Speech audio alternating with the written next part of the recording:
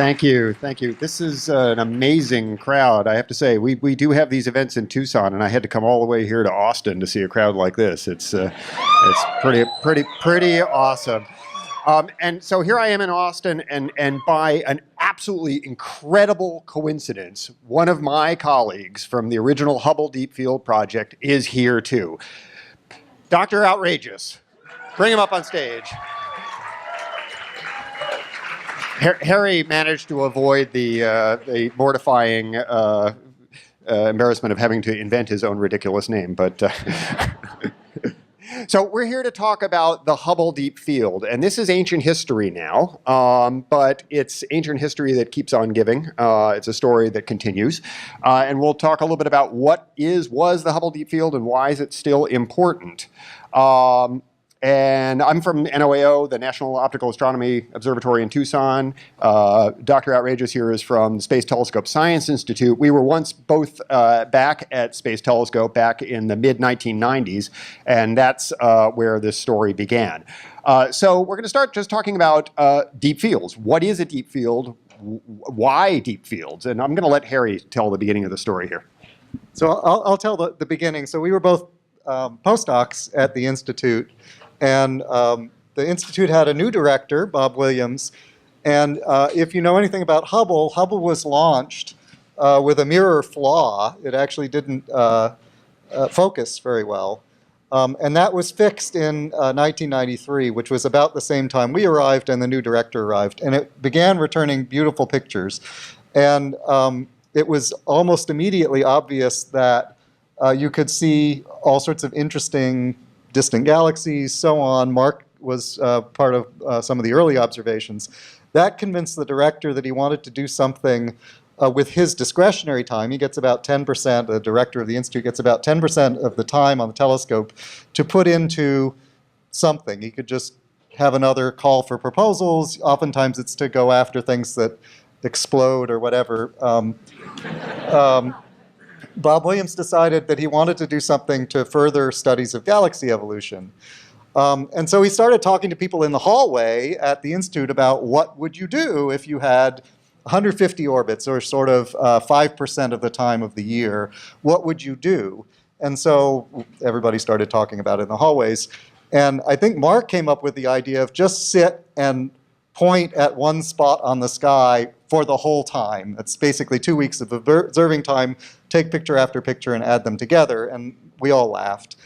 And then months went by, and advisory committees came and weighed all the different things you could do. In the meantime, some of us who laughed started thinking about, well, what would that actually look like? And I was working on models at the time, and there were all sorts of problems in cosmology that were floating around at the time, which was 1994, 1995. We didn't understand at the time that the universe's expansion is accelerating. In fact, the favored model was the universe is actually slowing down. It's expanding, but its expansion is slowing down. And the only problem with that model, or a big problem with that model, was there just were too many galaxies. We were seeing more galaxies than the models told us we should see. And you could ask, well, how would you know how many galaxies there should be? And the analogy I like is if you were just imagine you're in the Bahamas or something, nice clear water, but you don't have a depth finder or anything, you want to figure out how deep it is. Well, you remember that you saw the fishermen with their nets, and they had lots of fish, and you know roughly how big the fish were that they had at the market in the morning. So you could imagine that you go and you could look down, and you could see the apparent sizes of the fish and how many there are. And then you could make an estimate of the depth just from counting fish or measuring their sizes. So that was what people were trying to do with galaxies, and you can immediately imagine the problems with fish. Well, maybe the big ones like to swim at the top and the little ones at the bottom, or maybe more of them like to swim at the top than the bottom. And those are all the same problems that we have with galaxies, that the distant ones are looking back in time, and distant galaxies may not have looked like they were today. But nonetheless, there were too many galaxies, and we were working on models. So I had a model that I just ran on a computer and said, this is what, if this model is right, the images should look like. And there were galaxies everywhere. So that was one of the reasons that people got excited about it. Anyway, the advisory committee met. lots of people talked about lots of different things you could do, and the lowest common denominator out of this advisory committee was, let's just point it at one spot on the sky, which was Mark's original idea, for as long as we could. And I'm going to turn it back over to Mark to explain where we went from there. So it turned out I was a genius after all. The longer you stare, the fainter you see. Fainter can mean that the galaxies are farther away, or it can just mean that they're fainter, that they're at some distance but less luminous. And less luminous galaxies are more numerous and more typical. And both of those things are interesting. I mean, I like stuff that's really far away. I'm kind of, a record breaker by heart. I like going out and finding the most distant galaxy. But faint, ordinary galaxies are interesting too, because in the past, all we could study were extraordinary things in the distant universe, like quasars. So deep fields are a way of seeing faint, distant, ordinary galaxies. And counting them, as Harry described, gives you information about the universe, and measuring their colors and their properties gives you information. So why a Hubble Deep Field? We could do this from the ground. People had already taken deep images from the ground and counted galaxies, and we knew these problems that Harry alluded to. We also knew that the galaxies were too blue, that the faint galaxies were all very blue, and that was an interesting question. But the Hubble Space Telescope gives you these very sharp images. And from the ground, you just see a little blob, and you don't know anything about it. From Hubble, you resolve the galaxy, and you can see its structure. Also, in space, Hubble's not a big telescope, but the sky is very dark in space. And so that helps you see fainter galaxies. And finally, Hubble can see at wavelengths which are impossible to observe, or at least very difficult from the ground. So to illustrate the resolution, that's a ground-based image on the left. Where's my laser here? Of a galaxy, and there's a Hubble Space Telescope image. And you can see all this rich, detailed structure. And we would love to, if we're going to count hundreds or thousands of faint galaxies, we would love them to look like this, and we can learn a lot more about them that way. Why a deep field? Well, the best things take time. If you expose, say, with Hubble for a few hours, you see something like this. If you expose for 200 hours, you see many, many fainter galaxies and in much greater detail. So it's maybe a little hard to see, but these faint little blotches there are invisible, but they become visible with a long exposure. So that's why you do a deep field, is to see fainter things in greater detail. So, as Harry said, 1990, the telescope was launched, but unfortunately the images were not what was expected. There was the aberration of the mirrors, and it took until 1994 for those to be corrected. The servicing mission, which was late 1993, and finally in 1994 we discovered that the optics had been corrected to Hubble, and you could get these wonderful detailed images which were always promised. And so that set the stage for a project like the Hubble Deep Field. So as Harry said, this was an initiative of the director, Bob Williams, and there were a couple of particular features, and I'll come back to this at the end. It was conceived as a public survey. Up until then, most projects with Hubble were, somebody had an idea, they proposed that, they won the time competitively, and then it was their data, and they could study that data with their colleagues for a year or something like that and publish their results. This was different. This was a project that was going to be done by the Institute, and the data just given away to the whole world to use right away, or almost right away. So the idea was to stare at a carefully chosen blank patch of sky for about 10 days. The camera that we used, which was called WIFPIC 2, the Wide Field Planetary Camera 2, has a very small field, about 140th of the size of the full moon, and we observed through 4 filters from near ultraviolet to the near infrared.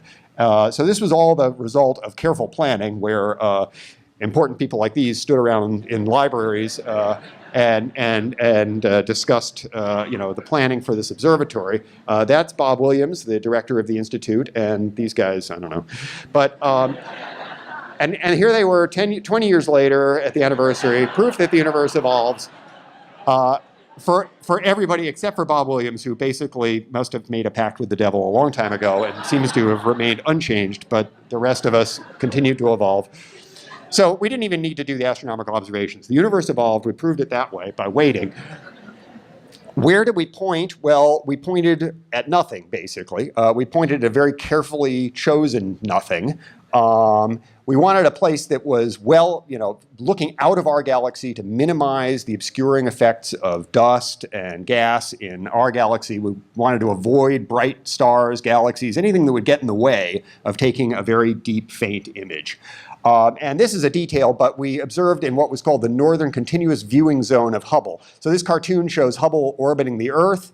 And if you were Hubble here and you were observing a galaxy over here, the Earth would be in the way. And so you would have to wait and go around the orbit until you had a clear space. But if you look up toward the pole of the orbit, you could observe 24 hours a day for a period of about 10 days continuously and always stare at the same spot in the sky. And that has its advantages in terms of getting more observing time, more bang for your buck. And also a detail is that it lets you take advantage of time when there's scattered Earth light to make ultraviolet observations that we might not have otherwise been able to afford to make. And I'll say a little bit about why ultraviolet observations are interesting. Okay, there's our carefully selected piece of nothing that we stared at. And we avoided everything of interest, including the cosmic space snakes. You can ask me about those later.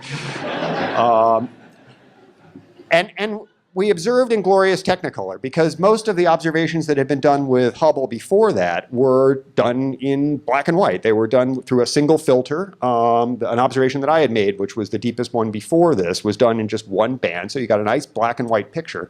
But we were interested in the colors of galaxies because a pretty picture of galaxies is not enough. We want to know things like the galaxy's distances. We want to turn this into a three-dimensional timeline of galaxies because the farther away you look in the universe, the farther back in time you're looking.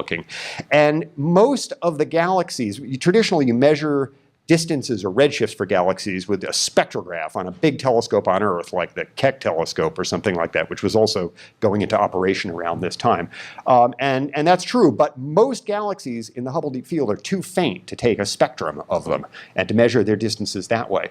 It turns out that around this time, a thoroughly disreputable technique was coming into play called photometric redshifts, in which people would estimate the distances of galaxies by their colors. And there's a variety of elements to this, but just to show one example that brings in the ultraviolet. Fortunately, Merger Maniac talked about redshifts and spectra and Doppler shifts and things like that. So hopefully I don't have to talk too much about what that is. But basically, as the universe expands, the light is stretched and the light is shifted. All the wavelengths are shifted to the redder part of the spectrum. So if you have a galaxy, in this case, this is a model of a galaxy, a spectrum of a galaxy, the intensity of the light is a function of wavelength. This is seen at a redshift of 3. So the universe is expanded by 1 plus 3, 4 times since the light was emitted from this galaxy. And the light is shifted 4 times redward. And there's a strong break due to hydrogen in this galaxy and in the intergalactic medium that absorbs the light shorter than that. And if you observe through several different filters, you'll see this galaxy here, that sort of hot dog shaped thing, very clearly in that filter, very clearly in that filter, very clearly in that filter, and bang, this one, which is below this break, it disappears. So that's a very clear color signature that this galaxy is at a redshift of around 3, which in fact it turns out it is when you actually do go and get a spectrum with the Keck telescope. And so with these kinds of colors, you could get a timeline. And so it wasn't just to make a nice, pretty picture, it was to get distance information. Do you want to tell the story of the observations themselves? Sure.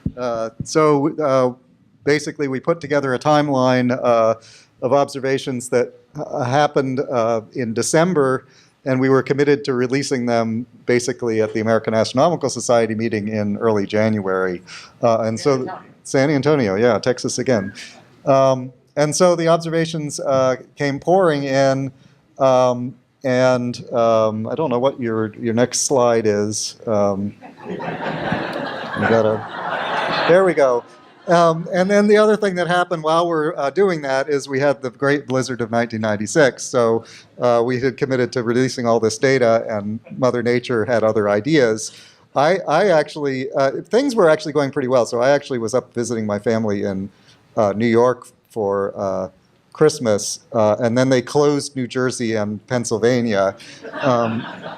And so I was stuck there. But Mark was in Baltimore, but stuck... right about there. Yeah. So it didn't really matter that I was miles away. And I should point out, 1996 was like, before most of us had home internet. I mean, I had like a Windows 3.1 laptop with a dial-in modem. You do not deal with 500,000 seconds of Hubble Space Telescope data that way.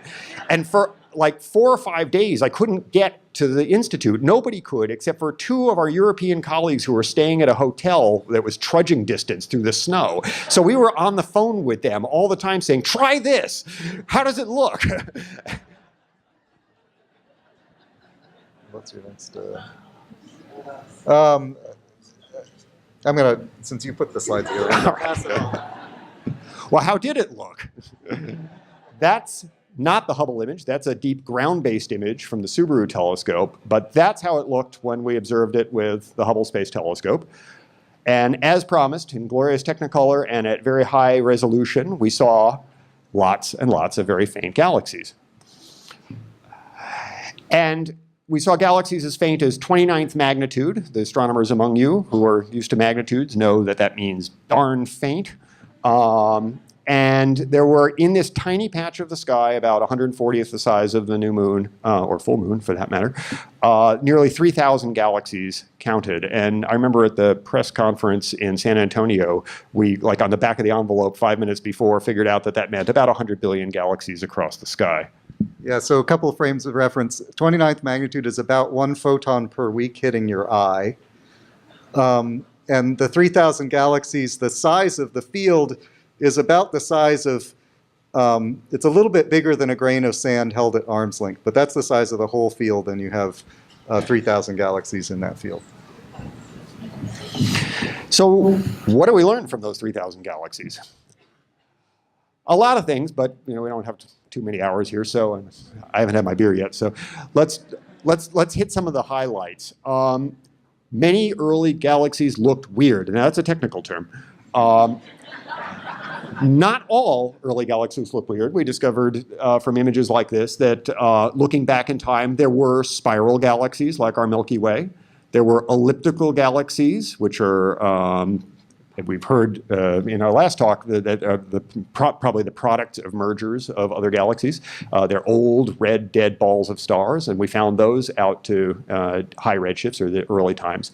But they were greatly outnumbered by these things over here, things that look weird, irregular, peculiar galaxies, things with mostly very blue colors and peculiar, unusual structures. Now, are those the mergers that the merger maniac was telling us about? That was actually sort of a very prevalent theory at the time, and it may be true. These days, there's other ideas about why these galaxies are weird. Probably there's lots of reasons why weird galaxies outnumber normal galaxies at high redshift. And 20 years later, we're still trying to understand really what's going on in these galaxies. Tools like the kinematic measurements, the velocity maps, are things that are a very important new tool that we can use to try to disentangle that. Galaxies in the past were smaller and denser. So this shows back in time, sort of recent times here, and going back to 11 billion years ago as you go down, and brighter galaxies and fainter galaxies. Now, in the local universe nearby, in a very rough sense, brighter galaxies are bigger galaxies, and smaller galaxies are fainter galaxies.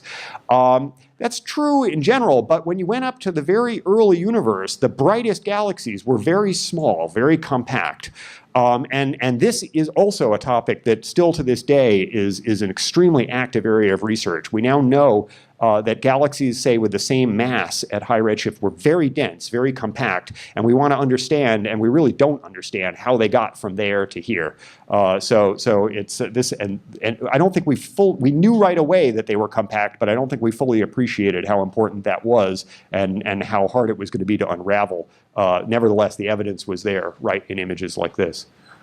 And then galaxies in the past were forming stars much more rapidly than they are today. By making a timeline, by using these photometric redshifts, and also real spectroscopic redshifts that we could measure for a handful of the bright galaxies at the time, we could put the galaxies over a timeline, and from their colors and brightnesses and various models, we could estimate how fast they were forming stars, and we could add all that up, adding up all the galaxies in each bin of cosmic time or redshift as you went back in time, and ask how fast was the universe as a whole forming stars as you went back in time. And already surveys that had been done from the ground showed that as you went back to 7 billion years ago, the universe was forming stars 10 times faster than it is today. So that was pretty interesting.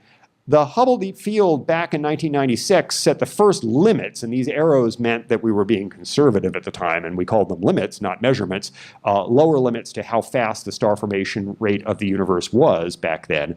But now, 20 years later, a lot more surveys and a lot more work has gone into analyzing this from every which direction, and we have really quite a detailed picture of the rise, peak, and fall of cosmic star formation.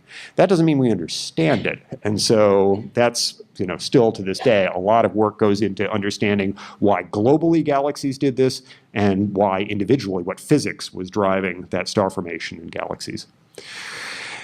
Last, I just want to say a few things that are not the science of the HDF, but the culture of the HDF, how the HDF sort of led the way to a lot of the way we do astronomy today. That's a little different than it was before. I already said that this was a public survey. That was important, that it was a survey done and the data were given out to the community. It was also, I don't think this was really our intention at the time. We didn't know this was going to happen, but it led to what I would call an era of coordinated multi-wavelength surveys.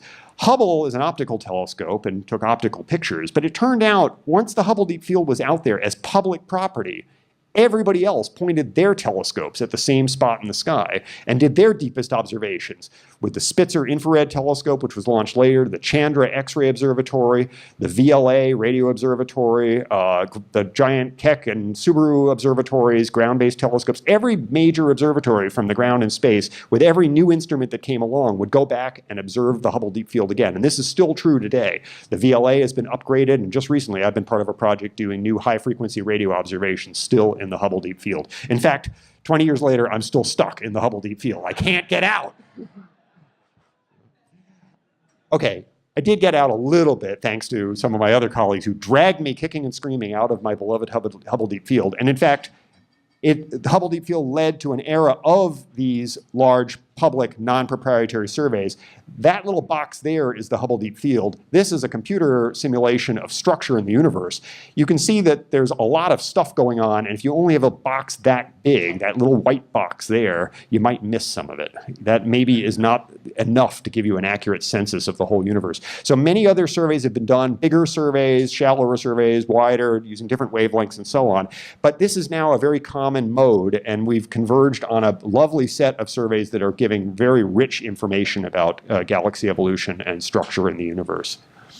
And I guess finally I'll say that I mentioned before the sort of necessary evil of photometric redshifts, because we'd love to have precise distances for every galaxy. And in fact, we'd like more than that, because a spectrum tells you a lot of things that a picture can't tell you, not just how far away a galaxy is, but it gives you a lot of detailed physical information.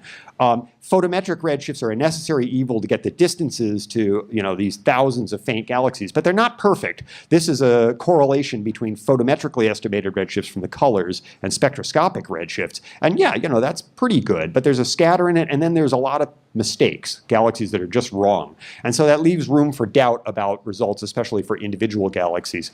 So we still try to get better and better spectra, and one of the wonderful things that's going to be happening soon is the successor to Hubble, the James Webb Space Telescope, which I'm sure you've heard about and know about, scheduled to be launched next year, 2018. No longer just an artist's concept, but there it is in its own golden glory. And now in Texas, yes, good point.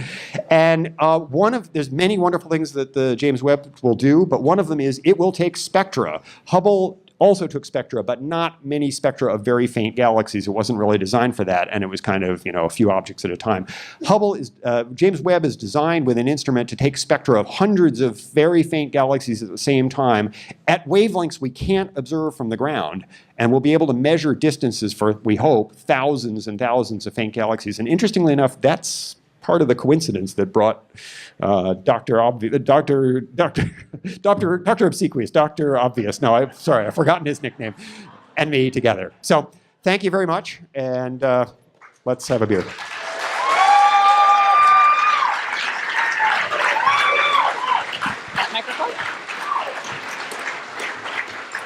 Okay, I think I'm going to start off this with a Twitter question. What's up with the super snakes? Space snakes. Super space snakes. Yeah, photographic plates. Old technology, lots of flaws in those photographic plates. So those, alas, turned out just to be artifacts. Down in front. Okay, not a question, but I want to give you guys props for doing one of the iconic images of 2017. Thank you.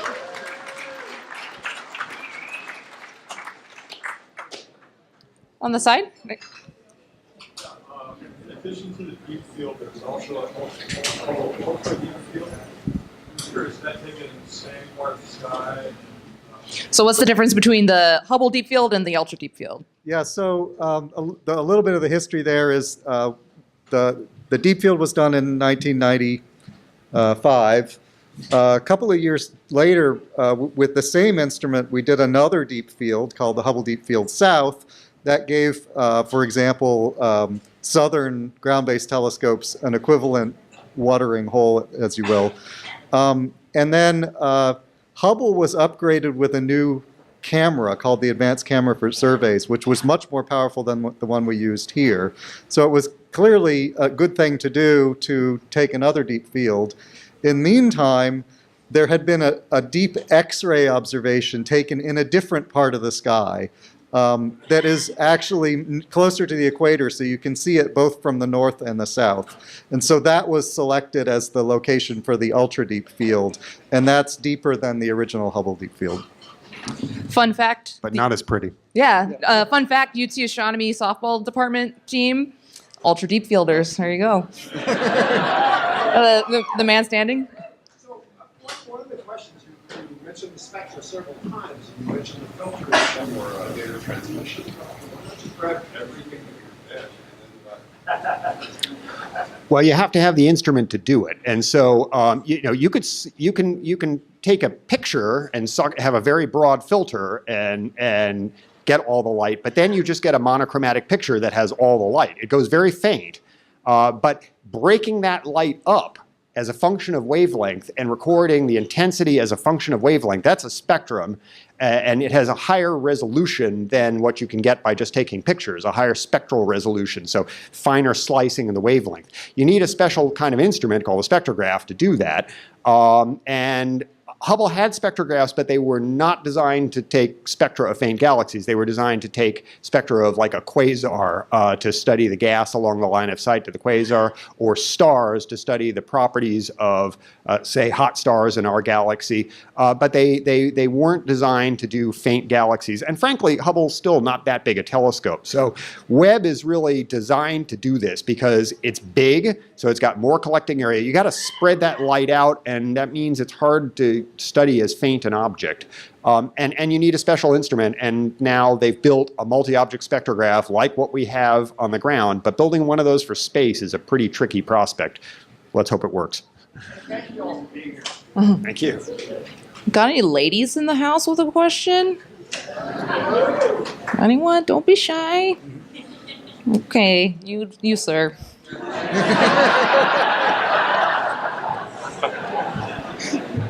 Can you expand a little bit on the ultra deep field, maybe one or two things that you learned from the Hubble deep field, and then also do the same for the extreme deep field?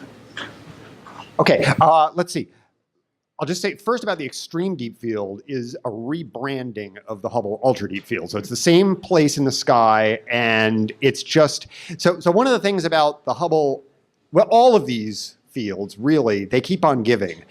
So I said that people all came back and re-observed them with their other telescopes, their X-ray telescopes, their radio telescopes. Frankly, we keep on re-observing them with Hubble, too, either when new instruments come along. So, for example, excuse me, after yet another servicing mission, they installed a beautiful infrared camera on Hubble called the Wide Field Camera 3. There were previous infrared cameras, and in fact, I used the earlier infrared camera, NICMOS, to map the Hubble Deep Field in the north.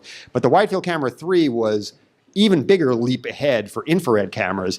And when the Hubble Ultra Deep Field was there, they then went back and did the deepest infrared deep field on top of it. So the combination of the optical and infrared data there, and now ultraviolet data also taken with the Wide Field Camera 3, has really made the panchromatic information in the Hubble Ultra Deep Field second to none.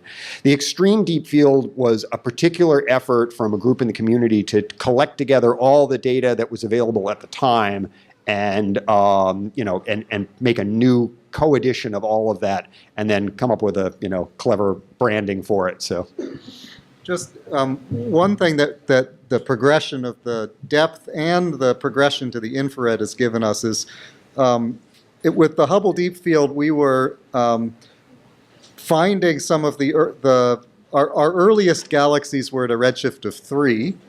Which is about 2 billion years after the Big Bang. And we had a few candidates, a handful of candidates at higher redshifts. As we've progressed to deeper fields and to redder wavelengths, that has now slid out so that the frontier is now, there are many, many galaxies known at redshifts of 6 and 7, and there are now handfuls of pretty good candidates at 8, 9, and a couple even out at redshift 10 and 11 that are quite convincing that they're out there. James Webb is going to blow that completely open. We'll be talking about redshifts of 15, things that are within a few 100 million years of the Big Bang with the James Webb. But we've been pushing back out to about redshift of 10 with Hubble now with these deeper fields. You sir with the beard. Are the colors in the deep field as our eye would see them, or are they adjusted from outside the visual range? yeah, not really, because the filters do go outside the visual range, bluer than the eye sees and redder. There have been versions of pictures made to sort of tune it to the balance of colors that the eye would see, but usually when this is true in general astronomical pictures, you can sort of stretch the dynamic range to see the color distinctions more clearly. Last question right here. You mentioned you had 10 days to observe using the Hubble. If you had more time, let's say, how much better would the data have been? Repeat the question. The question is, we observed for 10 days. If you had more time, how much better would the data have been? And I think the interesting thing is, okay, yes, we could have exposed longer, and the 10 days was set in a couple of ways. One, how much time we could convince the community to let us have for this kind of thing and the director to give us. But also there was that continuous viewing zone issue. That gave us this sort of 10-day window to make those observations and take full advantage. Now, we could have come back later and done it again. And in fact, what a lot of surveys that have come since, including the Hubble Deep Field, people went back and reobserved it again later. And what you can do when you reobserve it, say months or even years later, is look for things that have changed. And in particular, one of the things that people have discovered is exploding stars, supernovae, in these distant galaxies. And that then became a real cornerstone of the effort to map out the cosmology of the universe that's led to the discovery that the universe is accelerating. In the Hubble Deep Field, in a reobservation of the Hubble Deep Field, a supernova was discovered that was for many years the most distant supernova known. It's finally been beaten in its records, but and that gave the first clear evidence that there was a transition from an early universe that was decelerating to a universe today that's accelerating. So, it pays to go back and look again. We always want more data. So let's thank Professor Ridiculous and Dr. Outrageous for this wonderful talk. Thank you.